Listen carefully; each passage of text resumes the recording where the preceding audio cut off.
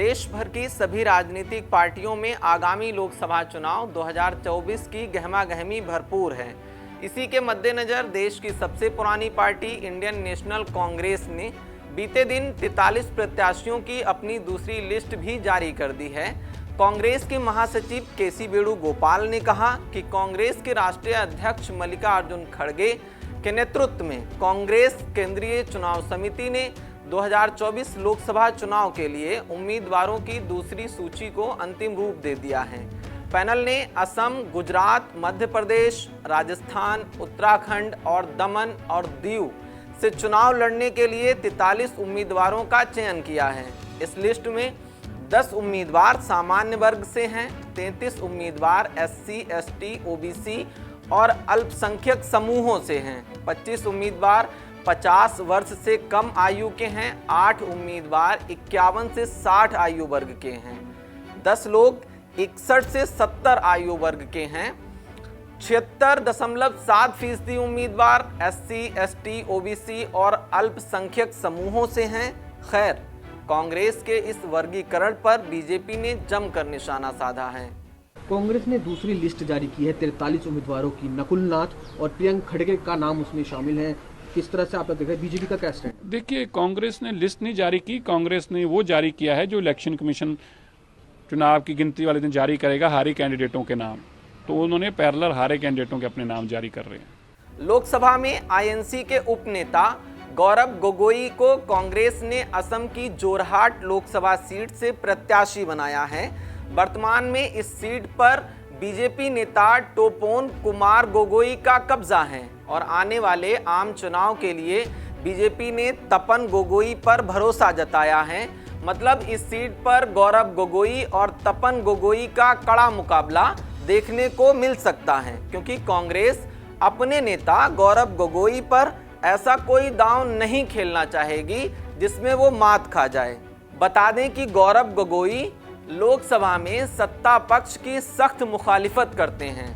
तो वहीं दूसरी तरफ कांग्रेस ने अपनी इस दूसरी लिस्ट में मध्य प्रदेश की छिंदवाड़ा लोकसभा सीट से मध्य प्रदेश के पूर्व मुख्यमंत्री और MP कांग्रेस के दिग्गज नेता कमलनाथ के बेटे नकुलनाथ को टिकट दिया है। नकुलनाथ अभी भी इस सीट से लोकसभा सांसद हैं।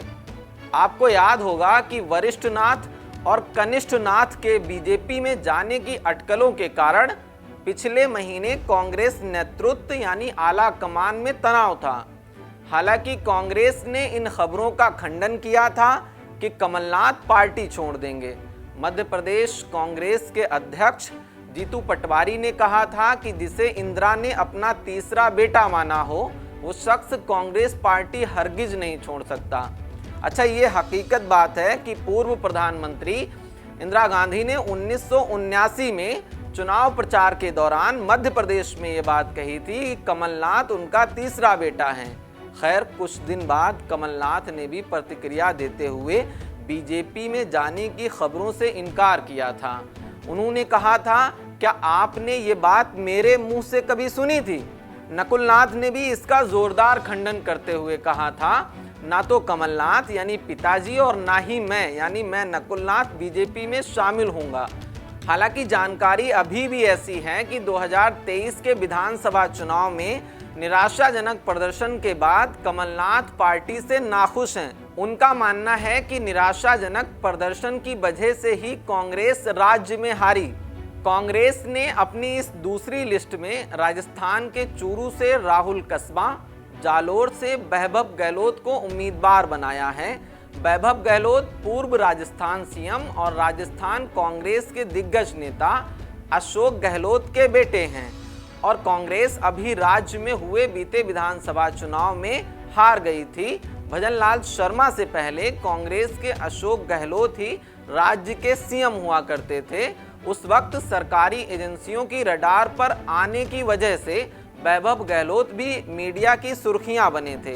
अब थोड़ी बात राहुल कस्बा की भी कर लेते हैं। राहुल कस्बा का टिकट बीजेपी ने काट दिया था।